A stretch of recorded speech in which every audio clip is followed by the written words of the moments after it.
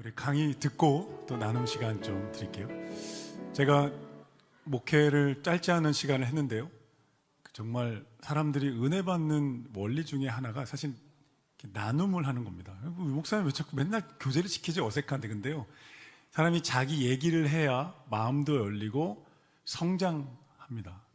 그리고 우리는 뼛속까지 관계적인 존재로 지음받았기 때문에 하나님이 하나님과의 관계, 나와의 관계, 이웃, 교회, 세상, 이런 관계 속에서 얘기 나누면서 되게 힐링이 일어나고요, 누군가 내 마음을 알아주면 그때 치유됩니다. 감정은 누가 알아주면 해소됩니다. 누가 안 알아주고, 남편이 내 얘기 안 들어주면 화병 걸리는 거예요. 이렇게 나도 말 좀 하자.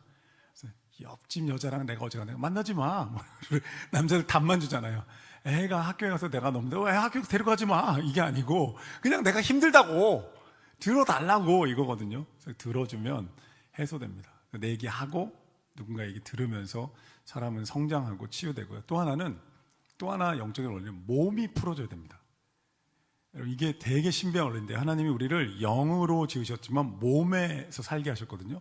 몸이 굳어 있으면 은혜 못 받아요. 잘 어떻게 율동이라도 하고 막 부딪히고 막 장난치잖아요. 그럼 이렇게 싹 사람이 경계가 풀어져서요.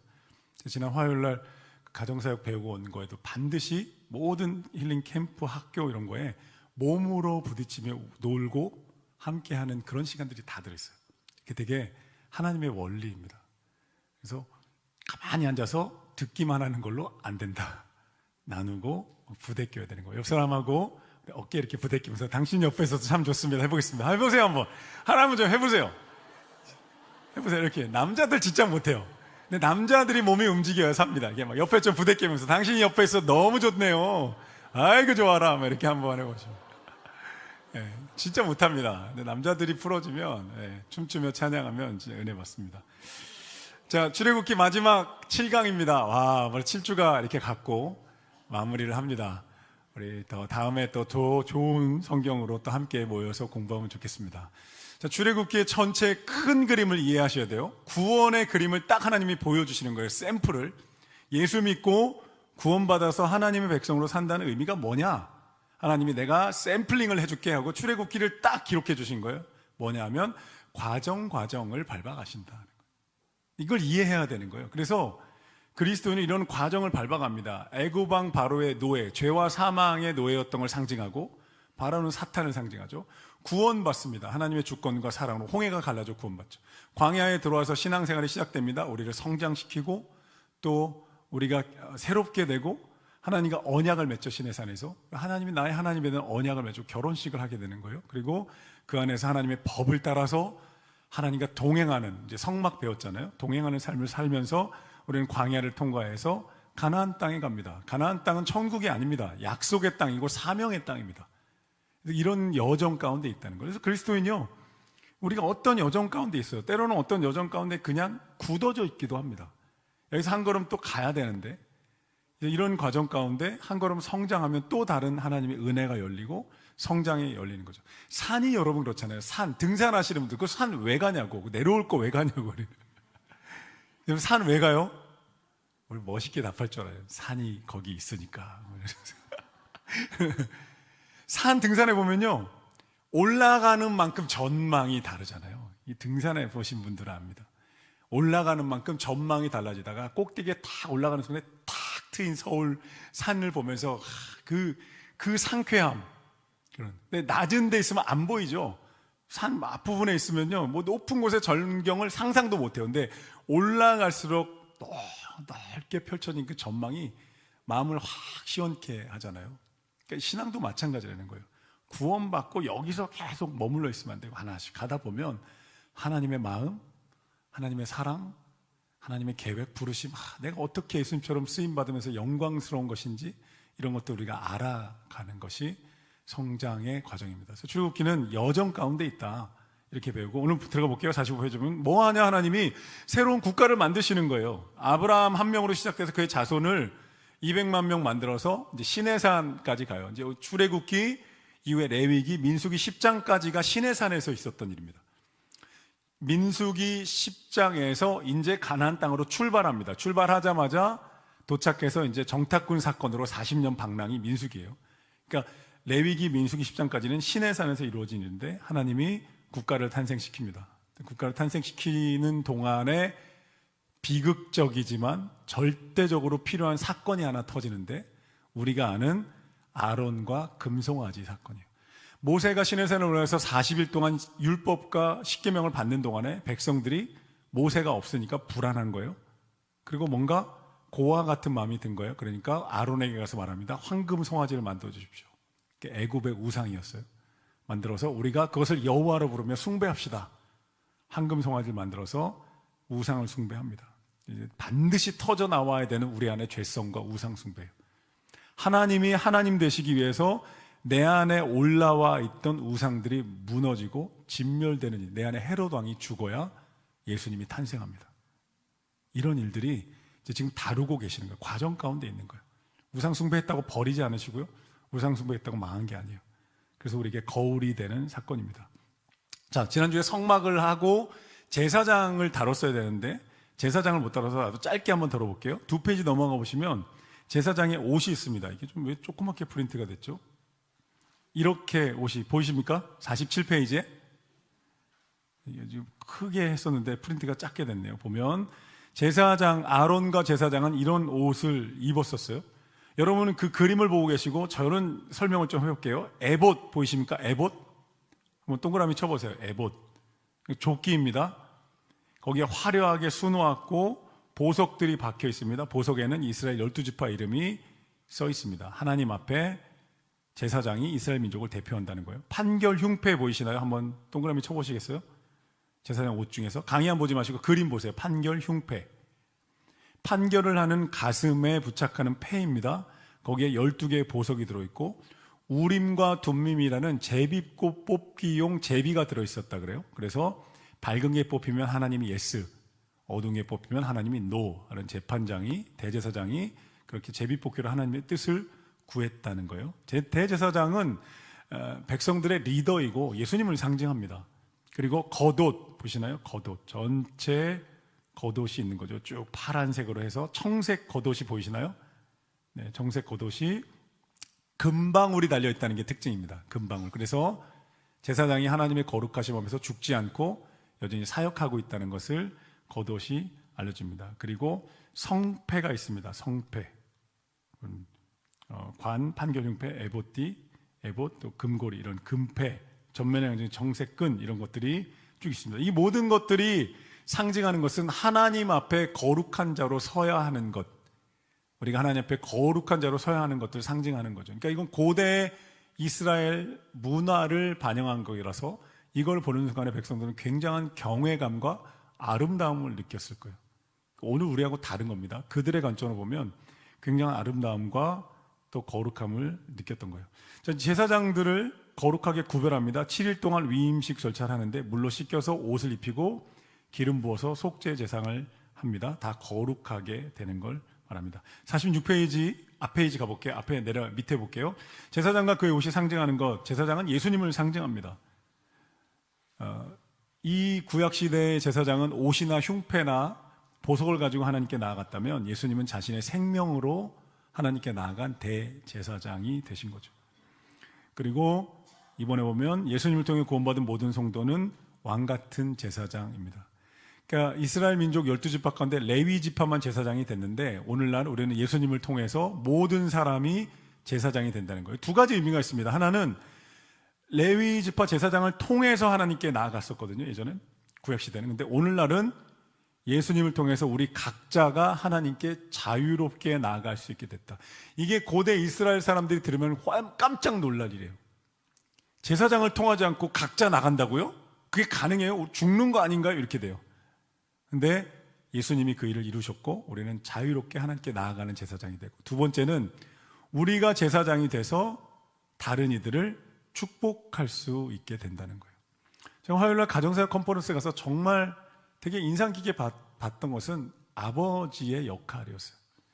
아버지가 겸손하게 낮아져서 아빠가 정말 그러니까 겸손한 낮아진 태도로 다가가서 사랑하고 사과하고 가족을 품을 때 그 가정에 회복이 일어나요.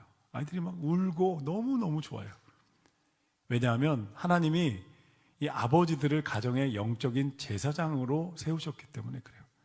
아내들은 영적인 중보자로 세우셨어요. 아빠가 제사장 역할을 집에서 하면 그 집에 영적인 질서가 세워지고 영적인 축복과 보호가 이루어집니다. 할렐루야, 할렐루야. 우리 내년 1월 달에 남성셀이 시작될 텐데요. 남성을 살리는 베델교회 되기를 소망합니다. 남성의 부흥이 있을 것입니다. 남성들이 리더로 일어나고 가정 영적 제사장이 되고 다른 남성들에게 선한 영향을 끼쳐서 군대와 같이 일어나게 될 줄로 믿습니다. 기도해 주십시오. 1월 달에 우리 저와 함께 이 올 한 해 동안에 제자반했던 8명의 리더, 필요하면 다른 분들도 세워서 셀들이 만들어지고 모이기 시작하면서 힘이 되는 거예요. 교회는요, 두세 사람이 모인 곳에 내가 너와 함께 하겠다. 모이면서 힘이 되는 거예요. 흩어지면 그냥 힘없는 군대가 되는 거죠. 그럼 남성의 부흥을 위해 기도해 주시고 남성들이 영적 제사장으로 서기를 기도해 주시기 바랍니다. 사실은요, 여성들을 중보자로 세우셨어요, 하나님이요. 여성들의 모성애 때문인 것 같아요. 제가 신앙생활을 쭉 해오면서 봐도요, 여성들 안에 눈물이 있잖아요. 모성애라는 눈물이 훨씬 부성애보다 때로는 획일화 해서 말하기는 죄송합니다만 대체로 엄마의 모성애 진짜 강하잖아요. 그걸로 남편과 자녀들을 위해 기도하는 하나님이 그런 정체성을 되게 많이 주신 것 같아요. 여성들의, 아내들의 눈물, 엄마의 눈물의 기도가 쌓여서 때가 되면 하나님이 자녀와 남편들을 세우십니다. 아멘. 사랑하는 여성 동지 여러분, 여러분의 기도가 가정을 바꾸고 교회를 세웁니다. 아멘. 우리 여성들만 옆에 사람 보면서 주먹을 어깨 한번 딱 치면서 당신이 중보자입니다 인사하겠습니다. 강하고 담대하십시오. 기도를 멈추지 마십시오. 하나님이 일하십니다. 아멘. 여성들의 그 모성에 담긴 기도가요, 남편을, 아버지를 영적 제사장으로 세웁니다. 3번에 사명자의 거룩함과 하나님의 경외가 제사장이 있다는 거예요. 제사장 옷을 보면서 굉장한 경외감을 느끼게 되었을 거예요. 이것을 이제 가르치고 계신 거죠. 자, 이제 제사장은 성막과 연결돼서 함께 들어있는 건데, 이제 모세가 성막에 대한 설계도와 십계명을 받는 동안에 40일 동안 시내산에 머물렀는데 산 밑에서 엄청난 우상숭배 타락이 일어납니다. 백성들이 황금 송아지를 만들라는 거예요. 한번 보십시오. 48페이지에 그림으로 묘사됐죠. 황금 송아지를 만들고 굉장히 타락했다고 성경에 기록되어 있어요. 굉장히 난잡해집니다. 왜 그랬을까요? 여러분, 애굽에서 400년을 살았잖아요. 우상숭배에 완전히 찌들어 있었을 거예요. 이게 되게 상징하는 거죠. 우리 구원의 여정 가운데 세상에서 살다가 하나님께로 오면 아직 여전히 세상의 가치관과 습관이 남아있는 거예요. 터져 나옵니다. 터져 나와야 합니다. 곪은 거 터져야 됩니다. 터져야 짜내고 새살이 돋는 거예요. 그래야 새살을 돋는 가운데 새로운 성품, 새로운 영성과 새로운 신앙이 자라나게 되는 거죠. 터져 나온 거예요. 그래서 되게 무너지게 됩니다. 이 우상숭배가 밑에 보면 미국 증권가 월스트리트의 황소, 물신 숭배, 자본주의 숭배를 의미하게 되죠. 넘어볼게요. 49페이지. 우상숭배의 죄성이 터져 나왔습니다. 기다리지 못한 거예요. 우리를 위한 신을 만들라. 아론이 금기고리를 아론이요, 모세의 형이 출애굽을 함께 이끌었던 아론도 휘말려 있던 거예요. 왜 그래요? 잘 한번 생각해 보십시오. 아론은 애굽을 떠나본 적이 없이 거기서 계속 태어나 자랐어요. 400년 아니죠, 그의 나이만큼. 모세는 미디안 광야로 도망가서 40년을 떠나 있었죠. 완전히 격리된 채로 우상을 떠나서 광야에서 하나님을 만나고 돌아왔어요. 그러니까 아론은 여전히 모세의 형일지라도 우상숭배에 찌들어 있는 죄성이 있었던 거예요. 그게 드러납니다. 언약 백성이 되기 위해서 하나님이 지금 정결케 하고 계시는 거예요. 정결케 하고 계시는 거예요. 하나님이 진노하십니다. 이 목이 뻣뻣한 백성이라 내가 그들을 진멸하고 그들과 함께 가지 않겠다. 가장 유명한 장면 가운데 하나, 모세의 중보기도의 장면이 나옵니다. 모세가 5가지 주제를 가지고 하나님께 목숨 걸고 기도합니다. 하나님, 이 백성을 용서하시고 다시 기회를 주십시오. 첫 번째, 애굽에서 건져낸 주의 백성 구원의 은혜를 베푸시지 않았습니까? 두 번째, 하나님 지금 진멸하시면 이방들이 비웃을 겁니다. 진멸시키려고 구원했다고 하나님의 명예를 기억하십시오. 세 번째, 아브라함과 이삭과 야곱에게 하신 맹세를 기억해 주십시오. 여러분, 이게 뭐냐면 잘 기억해 보십시오. 모세가 하나님의 약속과 하나님의 말씀을 근거로 기도하는 거예요. 말씀을 붙들고 하는 기도, 성경으로 하는 기도가 강력한 거예요. 성경의 언어는 우리의 언어와 다르기 때문에요. 성경으로 기도하면 새로운 언어, 새로운 영의 차원으로 들어가게 됩니다. 내 언어가 아니거든요. 내 언어로 할 수 없는 표현과 고백들이 성경에 있어서 그것을 외우면서 고백하면서 성경을 펴놓고 읽으며 기도하면 다릅니다. 성경의 언어가 우리를 깊은 기도로 끌어가요. 모세가 지금 하나님 앞에 되게 하나님의 약속, 하나님의 성품을 주장하는 거예요. 네 번째, 용서하지 않으시면 내 이름을 주의 책에서 지워주십시오. 모세가 목숨을 겁니다. 그리고 다섯 번째, 함께 가주십시오. 은총을 있게 해주십시오. 하나님을 설득합니다. 이게 중보 기도자입니다. 중보 기도자는 하나님과 깨진 인생 중간에서 다리를 놔주는 거예요. 이 중보자는 예수님을 상징합니다. 아멘. 예수님의 십자가를 상징하죠. 십자가를 한번 생각해 보시죠. 옆으로 연결하고 위로 하나님과 연결하는 거예요. 이게 십자가예요. 예수님이 자신의 생명으로 값을 치러서 우리를 하나님을 사랑하고 이웃을 사랑하는 존재로 만드셨어요. 자, 황금송아지와 모세 중보가 상징하는 것, 첫째, 모세가 부재하면서 불안함과 고아의 마음에 사로잡힌다. 왜냐하면 현대인들이요, 뿌리가 잘린 하나님과의 관계가 딱 끊어지면서 가장 많이 느끼는 것은 불안함과 고아의 마음입니다. 내가 왜 존재하는지, 왜 태어나 어디로 가는지 몰라요. 불안해요. 아주 밑바닥부터 불안합니다. 그런데 덮고 사는 거예요. 덮고. 그래서 다른 걸 뭔가 찾는 거예요. 돈, 성, 권력, 쾌락, 사람들의 인정, 성공, 소유를 통해서 덮고 싶어요. 안 덮입니다. 밑이 빠졌는데요. 밑 빠진 항아리인데요. 위를 덮는다고 가려지나요? 계속 빠지는 거예요. 그러니까 더 원하는 거예요. 마치 여름날에 그 빛을 찾아 그냥 달려들어 죽는 빠지직, 이렇게 우리 요즘 그런 파란색 캠핑장에 틀어놓으면 빠지직 계속 소리 나잖아요. 자기가 가면 죽는다는 거를 모르는 거죠. 근데 계속 달리는 것처럼 현대인들은 이 현대인의 우상에 사로잡혀 있어요. 화요일 날 가정사 컨퍼런스 갔는데요.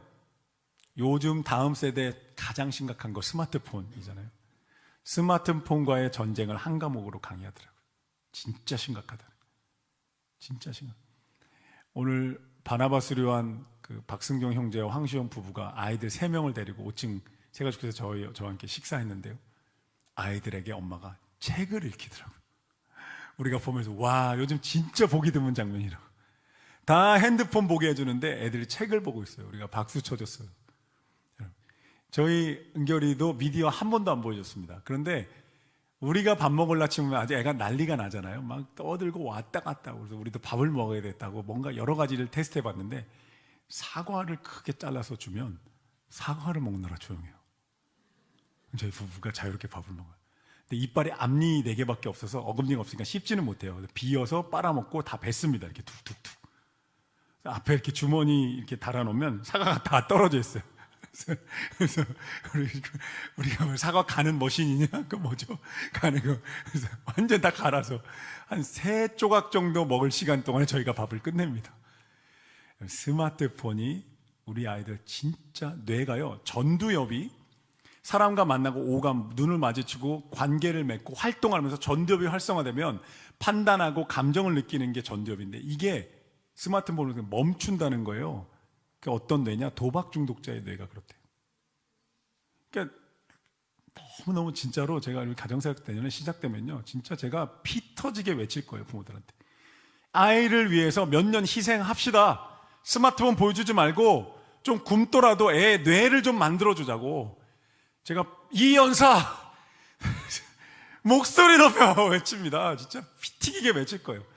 그 시기 동안에 아이의 뇌를 만들어줘야 돼요. 그러려면 엄마 아빠가 엄청 희생해야 돼요. 그래서 3040 부부를 전 교회가 도와줘야 돼요. 그게 가정사역 컨퍼런스의 핵심이에요. 엄마 아빠들 도와줘야 된다.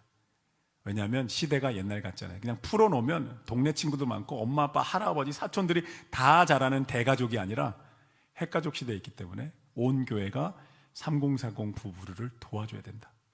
교회가. 그래서 아이를 키울 수 있도록 희생해야 되니까. 이런 이제 컨셉으로 내년부터 진행이 됩니다. 기대가 되지 않으시나요? 기대 좀 해주세요. 네. 그리고 우리 어르신들을 위한 제가 소망대학이라고 이름 붙였었는데 이름을 늘푸른 대학으로 바꿨습니다. 늘푸른 대학 좋죠. 5월 달에는 늘푸른 여행. 그래서 제가 모시고 전국 방방곡을 다니고 이렇게 세대별로 사역을 풀어가려고 그래요. 여러분, 스마트폰이 우상을 넘어 파괴자입니다. 진짜 이 시대 아이들은 이제 AI까지 쥐고 태어납니다. 진짜 무서운 시대에 접어들어요. 완전히 아이들이 완전히 극상층, 극빈층으로 나눠지는 시대로 갈 때 살아남아서 자신의 인생을 잘 살고 신앙을 가질 수 있도록 도울 수 있는가? 5년 안에 그 승부가 납니다. 진짜 가까이 와 있어요. 이제 AI가 얼마만큼 발전했는지 그런 거 보게 되면 너무 놀랍니다. 컴퓨터가 사람처럼 대화합니다.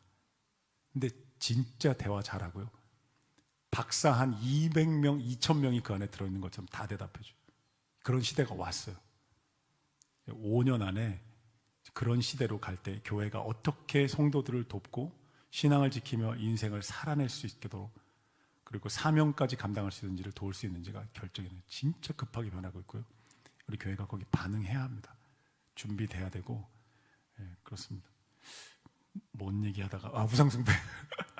그러니까 오늘 당장 집에 가셔서 스마트폰 망치로 부시기를 축복합니다. 우상! 하면서 부셔버리셔야 합니다. 두 번째 50페이지 기복주의 신앙이죠. 신앙의 모든 목적이 복인 경우에 반드시 타락합니다. 신앙의 목적은 하나님 사랑하고 이웃 사랑하는 겁니다. 아멘. 사랑하는 거예요. 사랑하며 사는 거예요. 중보자 모세 이제 아까 나눴죠. 예수님 상징합니다. 자, 성막이 완공됩니다. 출애굽기 40장에 성막의 설계도를 쫙 넘어서 일본의 불순종을 넘어 하나님의 임재로 이제 우상숭배 사건을 통해 확 하나님이 죄성을 한번 다루신 다음에 다 정결케 하시면 완전히 되진 않지만 과정 가운데 있으니까 그리고 이제 하나님의 임재로 성막이 완성됩니다. 성막의 의미는 순종과 예배하는 백성으로 되는 거죠. 임마누엘을 이루신 하나님, 내가 너희 가운데 거하겠다. 성소, 초월자이신 하나님이 우리와 동행하시기 시작하는 것. 그리고 성막은 예수님을 상징하죠. 요한복음 1장 14절에 말씀이 육신이 되어 우리 가운데 거하심에 우리가 그 영광을 보니 은혜와 진리가 충만하더라. 예수님이 우리 안에 성령으로 함께 계시는 거예요. 여러분 이 배 한번 이렇게 만져보시겠어요? 배 한번 만져보시죠. 예수님이 이 안에 성령으로 함께 하십니다. 아멘. 그 아래는 똥배입니다. 변비약 드셔야 됩니다. 여기 진짜 실없죠. 때로 오후 강의할 때 좀 실없는 얘기도 해야 돼서 한번 이렇게 가슴 쳐보시고 예수님이 성령으로 나와 함께 하십니다. 아멘. 놀랍죠. 초월자이신 하나님이 성령으로 내 안에 오셔서 위로하시고 힘주시고 붙들고 가십니다. 나 넘겨볼게요. 성막이 이렇게 완성이 됩니다. 이렇게 완성이 돼요. 이것은 거룩한 성막, 회막, 모일회자 회막, 하나님이 함께 하시는 거룩한 장소였어요. 이걸 가지고 이제 민수기에 가면 성막을 동서남북으로 세 지파씩 12지파가 쫙 둘러싸서 군대가 편성이 되고 가나안 땅을 향해 진격합니다.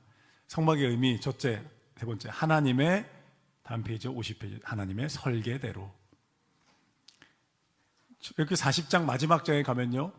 여호와께서 모세에게 명하신 대로 되니라가 계속 반복돼요. 모세가 브살렐과 오홀리압에게 이것을 만들게 하고 이것을 만들기 위해서 수많은 백성들이 헌금과 헌물을 바쳐요. 제가 강의 안에 그걸 깜빡 안 넣네요.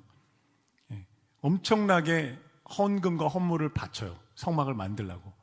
여기에 돈에 대한 아주 중요한 원리와 가르침이 있는데요. 출애굽하면서 하나님이 내가 너희를 애굽 백성들에게 은혜를 입게 할 것이다. 빈손으로 나오지 않을 것이다. 400년 고생했던 거에 대한 보상을 해주마 그러고 나오는데 백성들이 은과 금과 폐물을 요구하니까 애굽인들이 막 줍니다. 그래서 이스라엘 백성들이 빈손으로 나오지 않고 많은 재물을 가지고 나와요. 이 재물을 가지고 두 갈래로 돈을 씁니다. 어떤 사람들은 금송아지를 만들기 위해서 우상에게 돈을 바치고요. 어떤 사람들은 성막을 세우기 위해서 하나님께 바칩니다. 돈은 좋은 하인이기도 하고 나쁜 주인이기도 합니다. 내가 드리는 곳에 내 인생이 연결되기 시작하는 거예요. 여러분 하나님과 연결되는 인생 되시기를 예수님의 이름으로 축복합니다. 네. 그래서 이제 다시 가볼게요. 모세에게 명하신 대로 됩니다. 하나님의 설계도대로 순종입니다. 한마디로 순종. 신앙의 궁극적인 가장 높은 차원은 순종이다. 하나님이 계획하시고 부르신 대로 예배와 교회와 사명들이 이루어져 가요. 두 번째, 하나님의 영광이 임합니다. 자, 출애굽기 40장 마지막 절 읽으면 출애굽기 다 떼시는 거예요. 읽어볼게요, 다 같이. 시작. 성막과 제단 주위 뜰에 포장을 치고 뜰문에 휘장을 다니라. 모세가 이같이 여호와의 영광이 성막에 충만하매 모세가 회막에 들어갈 수 없었으니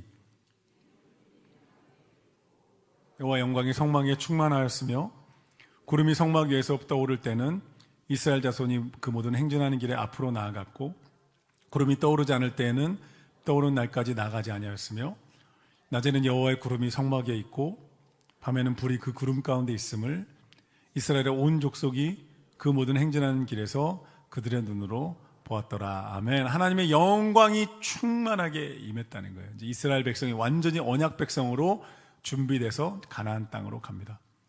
이게 출애굽기에 이렇게 끝납니다. 두 가지 의미가 있죠. 교회의 본질은 건물과 시스템이 아닙니다. 성막 완공이 주는 교훈은 교회 안에 하나님의 임재가 있는가, 하나님의 영광이 있는가, 하나님의 은혜가 있는가, 사람들이 와서 하나님을 배우고 하나님을 경험하는가, 하나님의 은혜로 살아나는 일들이 있는가. 우리 베델교회가 그렇게 부흥하고 있고 부흥하게 될 줄로 믿습니다. 하나님의 은혜가 있는가, 이게 교회의 본질입니다. 두 번째, 신앙의 본질은 내 축복과 내 기도 응답이 아닙니다. 하나님의 부르심에 대한 순종입니다. 하나님이 인도하시는 길을 따라가는 거예요. 나보다 나를 사랑하시고 나를 지으시고 나를 위해 십자가로 나를 구원하신 주님을 날마다 따라가면서 어디로 가든지 주님이 이끄시는 곳을 향해 걸어가는 것이 우리 신앙의 본질적 의미입니다. 이렇게 우리가 7주 동안 출애굽기를 함께 공부를 마칩니다. 우리 함께 박수 한번 할까요? 네. 그래서 이런 여정 가운데 이제 성막이 완공되고 레위기 민수기로 이제 쭉 이어지게 되죠. 다른 성경책들도 막 이제 궁금하시죠? 막 좀 배우고 싶고 막 근질근질 하시죠? 네, 말씀을 계속해서 배우면서 말씀에 깊이 그 은혜와 진리에 잠기면 좋겠습니다. 자, 우리 한 10분 정도 두 분씩 이제 마무리 7주 동안 배웠던 출애굽기 총 정리하면서 내게 주신 은혜, 깨달아진 것들, 또 이 모든 성서학당에 대한 이야기들 우리 나눔하는 시간 가지고 기도하고 우리 마치도록 할게요. 잠깐 나눔하는 시간 가지겠습니다. 출애굽기 배웠는데 이 믿음의 여정에서 완주하게 하시고 애굽이나 바로왕이나 이방 따라가는 것이 아니라 하나님 따라서 이 여정을 잘 걷게 하여 주십시오. 이 여정 가운데 우리에게 가족으로 주신 교회, 믿음의 동역자들, 또 예수님을 닮아가는 섬김과 봉사들 잘 감당해서 우리도 행복하고 하나님도 영광 받으시는 복된 신앙으로 잘 걸어갈 수 있도록 도와주시옵소서. 손잡고 서로를 축복하면서 통성으로 기도하겠습니다.